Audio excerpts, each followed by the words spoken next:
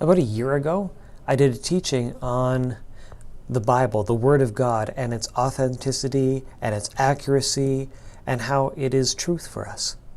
And I had to do this because there are constant attacks by the enemy on the Word of God as he works to get us to mistrust or doubt what God has told us.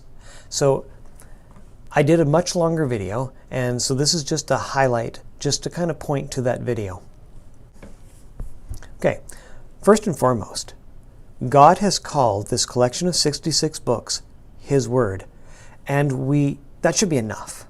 But He has proven that these 66 books are His Word. And we know this because no other book has the ability to speak to us like the Bible. No other book has this level of wisdom in it, this amount of armoring us, presenting and revealing God to us, and prophecy too. Prophecy is a big one for believing that the Bible is exactly how God intended it to be written.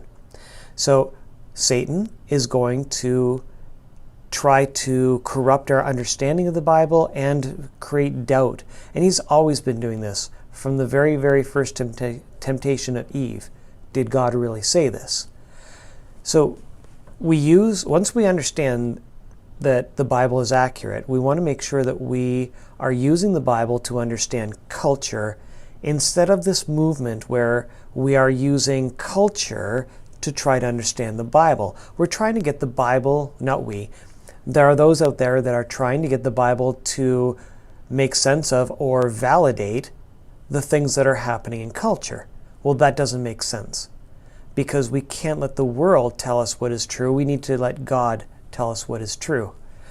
Over and over again, of course, the Bible has been proven accurate historically, archaeologically, with our own experiences. And just with historically and archaeologically, every time there's a new discovery, it just points to how true and accurate the Bible is. And there's just little parts here and there. For example, we wondered about this King Herod and why King Herod was here. And he's also here because there were two King Herods. And biblical archaeology has just shown that recently. And for me, recently can be anywhere between 2 and 20 years. Okay, 30 years. Fine, 40 years. The older we get to talk about our lives in decades. Okay, so we find that the Bible is essential and useful every day, which is why we're supposed to be in it. That's why it's our bread, because bread is that basic sustenance that we have.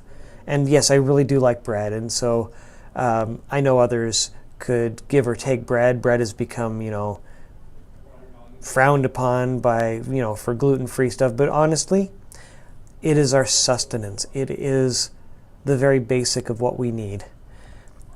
There's a lot of claims out there that the Bible is inconsistent. As of yet, of course, I haven't seen a true inconsistency. I'll talk about that more in the longer video.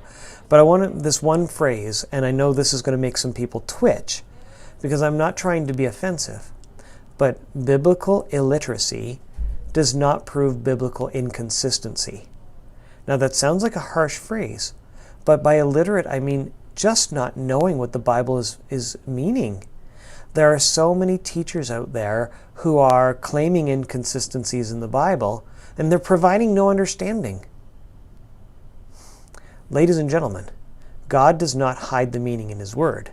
So if the teacher you're listening to is not providing an understanding of what those people who are saying inconsistencies, what the Bible really says, and why it's not inconsistent, you need to stop listening to those teachers. They're not doing anything. They're not teaching you anything. They're just trying to cast doubt on the Word. And there's reasons for that. And it has to do with fruit. I'll let you dig into that one. So we want to evaluate the source of who is saying these perceived inconsistencies. I think a lot of times once we see who and what they really stand for and what their motive is, I think we'll be able to dismiss that and see the truth of the Bible. So I'm going to point you to that video, and hopefully you can dig more into the Word. You will never regret getting deeper into the Word. You'll always regret forgetting what it says. And until Jesus comes and gets us, stay true, stay faithful, and keep your lamp lit. Thank you.